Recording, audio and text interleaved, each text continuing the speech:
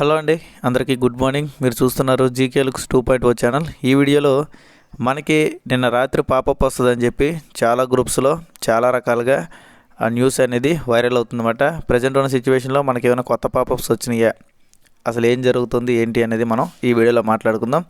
అలాగే ప్రజెంట్ ఉన్న సిచ్యువేషన్లో మన వాళ్ళకి వచ్చిన కొన్ని డౌట్స్పై కూడా ఇదే వీడియోలో క్లారిటీ ఇవ్వడానికి ప్రయత్నం చేస్తాను. వీడియో స్కిప్ చేయకుండా చూడడానికి ప్రయత్నం చేయండి, చిన్న వీడియో చేయడానికి ప్రయత్నం చేస్తాను. ఓకేనండి. వీడియోలోకి వెళ్ళే ముందు ఎప్పటిలాగా లైక్ చేయండి, ఇన్ఫర్మేటివ్గా అనిపిస్తే తప్పకుండా షేర్ చేయండి. అలాగే మన ఛానల్ చూస్తూ కూడా ఇంకా సబ్స్క్రైబ్ చేసుకోకపోతే సబ్స్క్రైబ్ చేసుకొని సపోర్ట్ చేయండి. ఓకేనండి.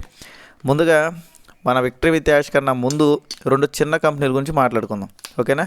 ఎందుకంటే మనది ఆల్రెడీ ఎప్పటి నుంచో యూజర్ బేస్ ఉన్న కంపెనీ, అలాగే మన దాంట్లో మనం ఎన్నో సంవత్సరాలు బట్టి వెయిట్ చేస్తున్నాం. అలా కాకుండా ప్రజెంట్ ఉన్న టెక్నాలజీని యూజ్ చేసుకొని ప్రజెంట్ ఎదుగుతున్న రెండు చిన్న కంపెనీల గురించి మాట్లాడుకుంటే మనది సెక్యూరిటీ పరంగా ఎలా ఉంది, మనది ఏ రకమైన స్ట్రెచ్చర్ని వాడుతున్నారు మన కంపెనీ వాళ్ళు అనేది మనకు తెలుస్తుంది. మొదటిది వచ్చేసి ఇంటర్లింక్ అనేది అది ఎంత అమౌంట్ వస్తుంది, ఎప్పుడు లాంచ్ అవుద్ది అనేది మన విషయం పక్కన పెడితే కేవలం 9 నెలల్లోనే 51 లక్షల మంది డౌన్లోడ్ చేసుకున్నారు. పైగా అందులో కేవైసీ చాలా స్మూత్ అండి. జస్ట్ ఒక నిమిషంలోపే కేవైసీ అయిపోద్ది. ఇక్కడ మనలాగా ఆధార్ కార్డులు, పాన్ కార్డులు కూడా అందులో అడగదు. కేవలం ఏంటంటే మెయిల్ ఐడి ద్వారా రిజిస్ట్రేషన్ చేసుకున్న తర్వాత జస్ట్ మన face front back, left right ఈ రకంగా పైకి కిందకి లెఫ్ట్ రైట్ చూపిస్తే కరెక్ట్ లైటింగ్ కండిషన్ ఉంటే వెంటనే తీసుకుంటుంది అన్నమాట. ఈ రకంగా ఫ్రాక్షన్ ఆఫ్ సెకండ్స్లో అక్కడ కేవైసీ అనేది అవుతుంది. కేవైసీ పరంగా సెక్యూరిటీ అనేది చాలా చాలా బాగుంది ఇంటర్లింక్లో. మనం దాని గురించి మాట్లాడుకుందాం. రెండోది వచ్చేసి అక్కడ రెఫరల్ కూడా ఫస్ట్ లెవెల్, సెకండ్ లెవెల్ వరకు మాత్రం ఇస్తున్నారు. అంతకు మించి ఎక్కువ లెవెల్స్ అనేది ఇవ్వట్లేదు. కింద వాళ్ళు చేసేదాన్ని బట్టే మనకి వస్తాయి కాయిన్స్, కింద వాళ్ళు చేయకపోతే మనకు బర్న్ అవుతాయి. ఈ రకమైన సెక్యూరిటీ కూడా వాళ్ళు పెట్టారు. దాంతోపాటు ఒకే మొబైల్లో 2-3 అకౌంట్లు ఓపెన్ చేసుకునే విధంగా కూడా వాళ్ళు చేయరు. ఓకే, ఇన్ని రకాల సెక్యూరిటీ నిన్న కాక మనం వచ్చిన ఇంటర్లింక్ కంపెనీలో ఉన్నాయి. పైగా వాళ్ళు చెప్పినట్టు వ్యాలెట్ తీసుకొచ్చారు. దాంతోపాటు ఎప్పటికప్పుడు అప్డేట్స్ అని ఇస్తున్నారు. ప్రతిదీ కూడా సిస్టమ్ అనేది బాగుంది. మళ్ళీ ఎంతోమందితో కొలాబరేట్ అవుతున్నారు. ఇవన్నీ కూడా చూసుకున్నట్టయితే నిన్న మొన్న వచ్చిన కంపెనీలే ఇంత ఫేమస్ అవుతున్నప్పుడు 7.5 సంవత్సరాల నుంచి మన కంపెనీ ఉంది. దాదాపు 1800 కోట్ల దాకా మనం పెట్టుబడి పెట్టాం కంపెనీలో. ఇదంతా కూడా నేను మామూలుగా చెప్తున్నానండి. నార్మల్గా ఒక వ్యక్తి ఆలోచించే పద్ధతి ప్రకారం చెప్తున్నాను. ఓకే, ఇక్కడ ఎక్కడ కూడా నెగిటివ్ కాదు, పాజిటివ్ కాదు, ప్రాక్టికల్గా మనం మాట్లాడుకుందాం. ఓకే, ఇంటర్లింక్ గురించి అయిపోయింది. ఇప్పుడు వన్ ఆపర్చునిటీ గురించి మాట్లాడుకుందాం. వన్ ఆపర్చునిటీ అనేది చిన్న సంస్థ, స్టార్టప్ కంపెనీ. ఇది కూడా దాదాపు ఒక 6-7 మంత్స్ అయింది. దీంట్లో ఒక 130,000 నుంచి 140,000 మంది జాయిన్ అయ్యారు. ఇందులో నేను ఇప్పటికే దాదాపు 74,000 రూపాయలు తీసుకున్నా. ఒక పైసా కూడా పెట్టకుండా కేవలం రిఫర్ చేస్తూ, ఆ రిఫర్ చేసిన వాళ్ళు రోజుకు ఒక 10 నిమిషాలు కేటాయించి టాస్కులు చేయడం ద్వారా వాళ్ళు ₹1 నుంచి ₹2 సంపాదిస్తున్నారు. దాని ద్వారా నాకు వచ్చిన కమిషన్తో నేను 74,000 దాకా సంపాదించడం జరిగింది.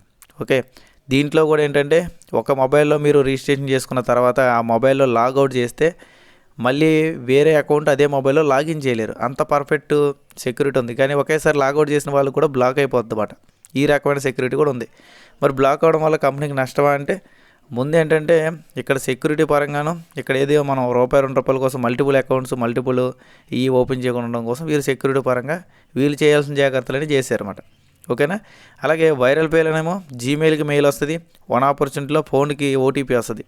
ఈ రకంగా కూడా వీళ్ళు సెక్యూరిటీ అనేది తేవడం జరిగింది. త్వరలో వైరల్ పేకి సంబంధించిన అఫీషియల్ అప్డేట్ సంబంధించిన వర్షన్ కూడా రానుంది. వన్ ఆపర్చునిటీ అయితే వర్కింగ్లో ఉంది, ఎటువంటి ప్రాబ్లం కూడా లేదు. ప్రజెంట్ ఉన్న సిచ్యువేషన్ ఏంటంటే కంపెనీ ఎండీ గారు అనుకోకుండా ఎక్స్పైర్ అవడం చేత కొన్ని అప్డేట్స్ అనేవి ఆయన చేతిలో ఉన్నాయి కాబట్టి అవన్నీ కూడా ఆగడం జరిగింది. లేకపోతే అంతా కూడా బెటర్మెంట్గా జరిగేది. ఓకే, దీన్ని కూడా మన తెలంగాణ ఐటీ మినిస్టర్ అయిన శ్రీధర్ బాబు గారి చేత లాంచింగ్ చేయించారు. ఆ వీడియో కూడా మీకు నుంచి చూపించా. ఓకే, చిన్న చితక కంపెనీలు కూడా అంటే చిన్న కంపెనీలే అని మనం లైట్ తీసుకునే కంపెనీలు కూడా మనం ఊహించిన రేంజ్కి వెళ్తున్నాయి. బట్ మన కంపెనీ ఎన్నో సంవత్సరాలు బట్టి ఉంది. పైగా మేము ఆర్టిఫిషియల్ ఇంటెలిజెన్స్ టెక్నాలజీలో ప్రపంచాన్ని మార్చేస్తాము, ప్రపంచంలో ఇంటర్నెట్ని షేక్ చేస్తామన్న మన కంపెనీ ఎందుకు చేయలేకపోతుంది అనేది నాకు అర్థం కావట్లేదు. ఎందుకంటే ఇప్పుడు ఇంటర్లింక్ వాళ్ళు అంత భారీ డైలాగులు వేయలేదు. ఇప్పుడు నిన్నగా రీసెంట్గా వచ్చిన మన వన్ ఆపర్చునిటీ వైరల్ పే కూడా అంత భారీ డైలాగులు వేయలేదు. బట్ మన కంపెనీ మాత్రం ఎక్కడ కూడా తక్కువ అంత భారీ డైలాగులు వేస్తుంది. డైలాగుల పరంగా మాత్రం అందరిని మించిపోయింది. ప్రాక్టికల్గా చూసుకుంటే సెక్యూరిటీ అంత ఇరగదీసే సెక్యూరిటీ కాదు, వెబ్సైటు అంత డిఫరెంట్ వెబ్సైటు కాదు. అంటే ఇక్కడ మన నాణ్యత తక్కువ చేయడం కాదండి, ప్రాక్టికల్గా చెప్తున్నా. ఎందుకంటే మన ఎక్స్పెక్టేషన్ని మించి ఉండాలి ఎప్పుడైనా సరే. బట్ మనం ఎక్స్పెక్ట్ చేసిన దానికన్నా కూడా తక్కువ ఉంది. అది నా ఇబ్బంది, అంతమించి ఏం కాదు. ఓకే, ఇక్కడ వరకు మీకు అర్థమైంది అనుకుంటున్నాను. అంటే రీసెంట్గా వచ్చిన కంపెనీల గురించి మాట్లాడుకుంటున్నాను. ఎప్పటి నుంచో పాతికిపోయిన కంపెనీలు కొడుతూ రీసెంట్గా వచ్చిన కంపెనీలకి మన కంపెనీలకి వేరియేషన్ అనేది ఎంత ఉందన్నమాట. ఓకేనండి. వన్ ఆపర్చునిటీలో కొంతమందికి రిజిస్ట్రేషన్ చేసినప్పుడు ఓటీపీలు రావట్లేదంట. అది అప్డేట్లు జరుగుతున్నాయి, త్వరలో వస్తుంది. అలాగే వైరల్ పే కూడా అప్డేట్ వర్షన్ వస్తుంది. ప్రతిదీ కూడా ఫ్యూచర్లో బెనిఫిట్ ఉన్న వాటిలో మాత్రం మనం జాయిన్ అయ్యాం. నేను చెప్పిన ఇంటర్లింక్ కానీ వైరల్ పే కానీ ఎటువంటి పెట్టుబడి కూడా మీరు పెట్టాల్సిన అవసరం లేదు. ఓకేనా. కాబట్టి ఇంకా ఎవరైనా జాయిన్ అవ్వకపోతే జాయిన్ అవ్వండి. దాంతోపాటు కింద ఇచ్చిన మన యొక్క టెలిగ్రాము వాట్సాప్ ఛానల్లో జాయిన్ అయ్యి రెడీగా ఉండండి. ఓకేనండి. ఇప్పుడు మనం హడావుడి చేస్తున్న దాని గురించి మాట్లాడేద్దాం. ముందు వచ్చేసి ఇక్కడ ఏం చెప్తున్నారంటే ప్రొసీజర్ అనేది డిసెంబర్లో స్టార్ట్ అయిపోయింది. అక్కడ 29వ తారీఖున, అంటే డిసెంబర్ 29వ తారీఖున యూఎస్లో అంట ఆల్రెడీ ప్రొసీజర్ అనేది స్టార్ట్ అయిపోయిందంట. పాపప్ కోసం అందరూ కూడా సిద్ధంగా ఉండండి. గోల్డెన్ డేస్ అనేది రావట్లేదు, అంటే బంగారు భవిష్యత్తుకు సంబంధించిన రోజులన్నీ రానున్నాయి. అక్కడ యూఎస్ టైం ప్రకారం వాళ్ళకి అక్కడ అయిపోయింది కాబట్టి మనకి ఇండియా టైం ప్రకారం ఈ రోజు రాత్రి, అంటే నిన్న రాత్రి అన్నమాట, నిన్న 29 రాత్రి అయితే మీకు ఖచ్చితంగా పాపప్ వచ్చేస్తుంది, వ్యాలెట్ కూడా వచ్చేస్తుంది అన్నట్టుగా చాలా ప్రిపేర్ చేసి చాలా కష్టపడి పెట్టడం జరిగిందండి. దాంతోపాటు టైమింగ్స్ కూడా ఎంత పర్టికులర్గా రాశారో చూడండి. ఇక్కడ మీరు రెండో పాపప్లో టైమింగ్తో సహా రాశారన్నమాట. అంటే అక్కడ పగలైతే ఇక్కడ రాత్రి, ఇక్కడ రాత్రి అయితే అక్కడ పగలన్నట్టుగా మొత్తం అన్నీ కూడా డీటెయిల్గా క్లారిటీగా వివరించి రాశారు. బట్ ఈ ఇన్ఫర్మేషన్ ఎవరు ఇచ్చారని మాత్రం చెప్పరు. అంటే క్రిస్ జాన్సన్ సార్ నుంచి మాకు వచ్చింది, రెడ్ రిఫరెన్స్ సార్ నుంచి వచ్చింది, లేకపోతే ఇంకోళ్ళ దగ్గర నుంచి వచ్చిందని చెప్పరు. జస్ట్ ఏంటంటే మెసేజ్ ఎవరో ఫార్వర్డ్ చేశాడు, వీళ్ళు తీసుకొచ్చి ఇంకో గ్రూప్లో ఫార్వర్డ్ చేస్తారు. జస్ట్ ఫార్వర్డింగ్ మాత్రమే నడుస్తుంది ఇక్కడ. ప్రాక్టికల్గా అసలు ఎవరు పంపించాడు, ఎందుకు పంపించాడు, ఏంటి కథ, ఇది రీలా ఫేకా, ఏమి ఆలోచించే ఓపిక కానీ సహనం కానీ మన వాళ్ళకి లేదు. జస్ట్ చూసామా, ఫార్వర్డ్ కొట్టామా, అంతే. ఇలా చేయడం వల్ల మీరు మీ టీం వాళ్ళకి ఏం నేర్పిస్తున్నారు చెప్పండి. మిమ్మల్ని నమ్ముకొని ఇప్పుడు ప్రజెంట్ అయితే 50 మంది లింక్స్ కూడా వచ్చినాయి. ఓకే, గతంలో 10 మందికి అనుకుందాం. 10 మందికి మీరు ఏం నేర్పిస్తున్నారు? ప్రశాంతంగా వాళ్ళు పడుకోకుండా, ప్రశాంతంగా వాళ్ళు వర్క్ చేయకుండా, ఊహల్లో ఉన్న వాళ్ళని ఇంకా ఊహల్లోకి వెళ్ళే విధంగా చేస్తున్నారు తప్ప దీనివల్ల ఎటువంటి ఉపయోగం ఉందో ఒక్క కారణం చెప్పండి.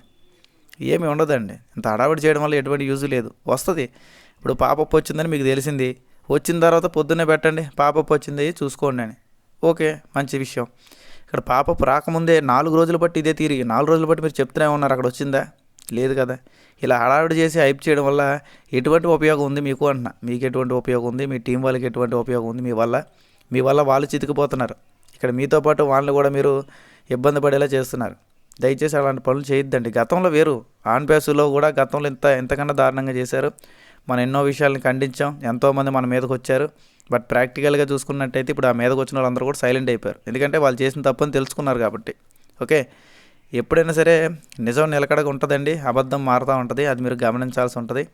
ఇక్కడ నేను ఒకటే చెప్తున్నాను, ఇక్కడ మీ గురించో నా గురించో పాపప్లు క్రియేట్ చేసి పెట్టద్దు. అలాగే ఏదైనా పాపప్ వస్తే హడావిడిగా వేరే గ్రూప్లో షేర్ చేయొద్దు. ఇప్పుడు వచ్చింది, మీరే ముందు ఇవ్వాలని రూల్ ఏం లేదు కదా. ఏదో ఒక ద్వారా మీకు వస్తుంది. పాపప్ వస్తే నిజమైతే మీకు వస్తుంది. దానికి కూడా టెన్షన్ పడిపోయి కంగారు పడిపోయి వచ్చేస్తుందని ఎవరో షేర్ చేశారండి, వ్యాలెట్లో ఓపెన్ అయిపోయారని ఎవరో షేర్ చేశారండి, విక్టరీ త్యాష్లో 60 మందికి డబ్బులు పడినాయని ఎవరో షేర్ చేశారు, ఆన్ పేస్లో చాలామందికి డబ్బులు వచ్చేసినాయని షేర్ చేశారు. ఇవన్నీ కూడా ఎక్కడి నుంచి వచ్చినాయి? అఫీషియల్గా ఒక్క ఇన్ఫర్మేషన్ ఉందా? ఒక్క ఇన్ఫర్మేషన్ నాకు చూపించండి. డబ్బులు పడినాయి అని కానీ, లేకపోతే వ్యాలెట్లో వస్తే, వ్యాలెట్ ఆల్రెడీ ఉంది కదా. ఆన్ పేస్లో వ్యాలెట్లు ఎప్పటి నుంచో ఉన్నాయి, దాంట్లో మన డబ్బులు కూడా ఉన్నాయి. దాంట్లో ఉన్న డబ్బులు రానప్పుడు మళ్ళీ ఇప్పుడు ఇంకా ట్రైనింగ్ కూడా స్టార్ట్ అవ్వని విక్టరీ త్యాష్లో వ్యాలెట్లు ఇచ్చేసి ఏం చేస్తారు చెప్పండి? ఇంకా వెబ్సైట్ అనేది ఎంతమందితో స్టాప్ చేస్తారో కూడా తెలియదు. బేసిక్గా చూసుకున్నట్టయితే ఫస్ట్లో 10 మంది అనుకున్నాం. 10 మంది అనుకున్న తర్వాత డిసెంబర్ 17వ తారీఖు కన్నా ముందు మనకు అక్కడ 5 లక్షల మంది జాయిన్ అయిపోయారు. 5 లక్షల మంది జాయిన్ అయిన తర్వాత నుంచి మళ్ళీ ఇప్పుడు ఈ మనిషికి 50 లింకులు అంటున్నారు. అంటే 50 లక్షల మంది జాయిన్ అయ్యేదాకా ఇంతేనా, లేకపోతే అంతకన్నా ఎక్కువ మంది జాయిన్ అయ్యేదాకా ఇంతేనా అనేది ఇక్కడ క్లారిటీ లేదన్నమాట. ఓకేనా. అక్కడ క్లారిటీ అనేది పూర్తిగా కంపెనీ ఇవ్వలేదు. ప్రజెంట్ అయితే దాదాపు డిసెంబర్ 17వ తారీఖున విక్టరీ త్యాష్లో లాస్ట్ పాపప్ వచ్చింది. అలాగే డిసెంబర్ 22వ తారీఖున ఓ న్యూస్లో లాస్ట్ పాపప్ వచ్చింది. మనం చేయాల్సింది ఏంటంటే ఈ సంవత్సరంలోపు ఏదైనా పాపప్ వచ్చి ఓ న్యూస్ 20 పార్ట్ 2 ఇస్తే బాగుంటుందని నేనైతే అనుకుంటున్నాను. మ్యాక్సిమం ఛాన్స్ ఉంటుంది అనుకుంటున్నాను నేను కూడా. ఈ 2 డేస్లో కానీ లేకపోతే జనవరి 1 మనకు విషెస్ చెప్పడానికైనా సరే, అంటే హ్యాపీ విషెస్ చెప్పడానికైనా సరే ఆయన ఏమైనా హ్యాపీ న్యూ ఇయర్ సంబంధించింది ఏమైనా పెడతారేమో చూడాలి. ఈ 4-5 రోజుల్లోపే మ్యాక్సిమం ఈ వారం లోపే ఏదో ఒక పాపప్ అనేది ఖచ్చితంగా వచ్చే అవకాశాలు ఉన్నాయి అనుకుంటున్నాను. ఇది కూడా మనం ప్రెడిక్ట్ చేస్తున్నాం, అంతే. ఖచ్చితంగా వస్తుందని కూడా మనం చెప్పలేం. ఓకే, వస్తే మాత్రం ఏం వచ్చిందో ఖచ్చితంగా నేను ఉన్నదన్నట్టుగా మీకు చెప్తాను. ఎవరు కూడా ఇలాంటి గ్రూపుల్లో వచ్చే మెసేజ్ని అతిగా నమ్మద్దు. జస్ట్ వినండి, చూడండి అంతవరకే. కానీ అతిగా దీని మీద డిపెండ్ అయిపోయి వచ్చేస్తుంది అంట కదా అని చెప్పి మైండ్లో పెట్టుకొని మీరు టెన్షన్ పడద్దు, మీ కింద వాళ్ళకి టెన్షన్ చేయొద్దు. ఓకేనండి, వీడియోలో అయితే ఇంతే ఉంది. వీడియో నచ్చినట్టయితే లైక్ చేయండి, షేర్ చేయండి, సబ్స్క్రైబ్ చేసుకోండి. కుదిరినంత వరకు టెలిగ్రామ్, వాట్సాప్ ఛానల్ కింద డిస్క్రిప్షన్లో రీడ్ మోర్ అని ఉంటుంది, దాని మీద క్లిక్ చేసి వాటి మీద క్లిక్ చేయగానే మీరు గ్రూప్లోకి వస్తారు. థ్యాంక్ యూ అండి, థ్యాంక్ యూ ఆల్.